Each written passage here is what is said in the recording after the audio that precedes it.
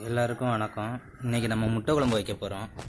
முட்டை குழம்பு வந்துட்டு நார்மலாக முட்டையை உடச்சி ஊற்றியும் வைக்கலாம். ஆனால் நம்ம வந்துட்டு முட்டையை ஆம்லேட் போட்டுட்டு அதுக்கப்புறம் அதை முட்டை குழம்புல வைக்க போகிறோம். முட்டை எப்படி ஆம்லேட் போடுறது பார்த்துட்டு வரலாம். 10 முட்டை அடித்து வச்சது, இஞ்சி பூண்டு பேஸ்ட்டு,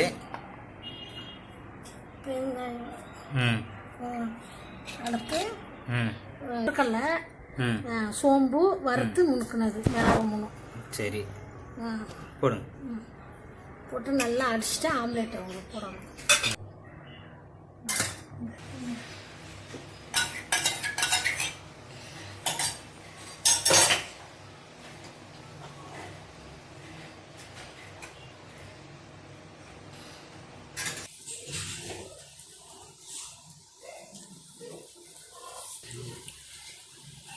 கொஞ்சோண்டு உப்பு போட்டுக்கலாமா ஆம்லேட் அடிக்கிறதுக்கு? குழம்புல உள்ள உப்பு சேர்ந்துக்கணும்.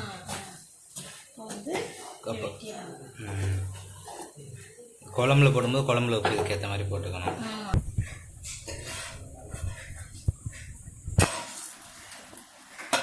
முட்டை ஆம்லேட் போட்டு இந்த மாதிரி சின்ன சின்ன பீஸாக வச்சுட்டோம். அப்புறம் வேறு என்னென்ன பொருள் தேவை அப்படின்னா, உருளைக்கிழங்கு ஒரு 4 உருளைக்கிழங்கு மீடியம் சைஸ் எடுத்துகிட்டு அதை இந்த மாதிரி கட் பண்ணிக்கிறோம். கேப்சிகம் எடுத்துருக்கோம், வெங்காயம் வெட்டி வச்சுருக்கிறோம், ஒரு 4 தக்காளி, பெரிய தக்காளி, இஞ்சி பூண்டு பேஸ்ட்டு, அப்புறம் கடுகு, மிளகு, சீரகம், சோம்பு எல்லாம், எண்ணெய் தேவையான அளவு, வீட்டில் அரைச்ச மசாலா பொடி, உப்பு. இப்போ சமைக்க ஸ்டார்ட் பண்ணலாம். எண்ணெய் தேவையான அளவு ஊற்றிக்கோங்க. ஒரு சிலருக்கு அதிகமாக எண்ணெய் ஊற்றுவாங்க, ஒரு சிலர் எண்ணெய் கம்மியாக ஊற்றுவாங்க. உங்களுக்கு எவ்வளோ தேவையோ அந்த அளவுக்கு எண்ணெய் ஊற்றிக்கோங்க. எண்ணெய் சூடாகிடுச்சு. கொஞ்சம் கடுகு, சோம்பு,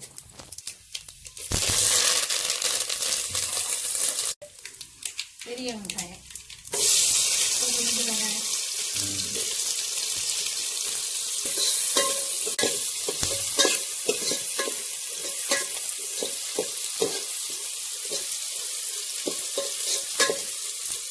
இஞ்சி பூண்டு பேஸ்ட்டு ஒரு ஸ்பூன் போடுங்க.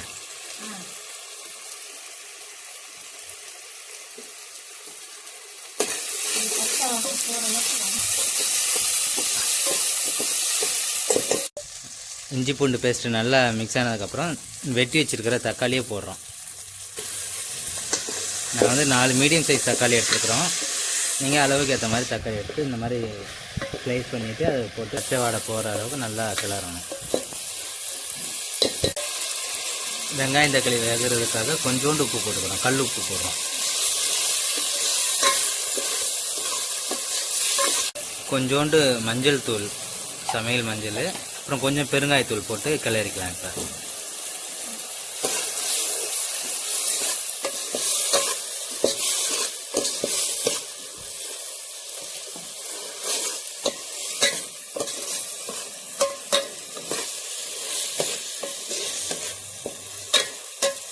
வீட்டில் அரைச்ச மசாலா பொடி 3 ஸ்பூன்,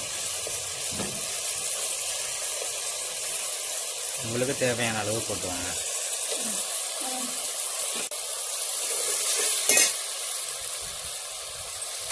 போட்டு நல்லா கிளறணும். லைட்டாக தண்ணி ஊற்றி கிளறிக்கலாம். அப்புறம் இந்த கிரேவி டைப்பில் வரும் அது. அடுத்து வெட்டி வச்ச உருளைக்கிழங்கு, மிளகா, கேப்சிகம் போடுறோம். நீங்கள் பச்சை மிளகா போடுறதுனாலும் போட்டுக்கலாம்.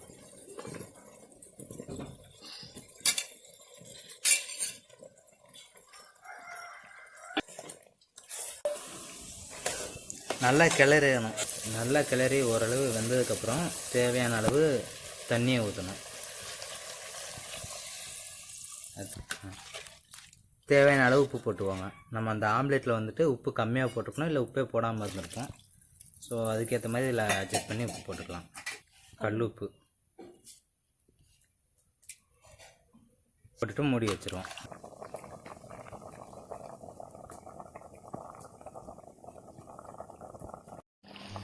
குழம்பு நல்லா கொதிச்சிருச்சு.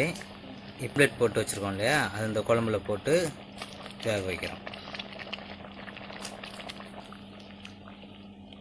இது ஒரு 5 நிமிஷம் நல்லா கொதிச்சாலுமே வந்துட்டு அந்த ஃப்ளேவர்லாம் ஆம்லேட் உள்ளே இறங்கிடும். அப்புறம் நம்ம எடுத்து சர்வ் பண்ணலாம்.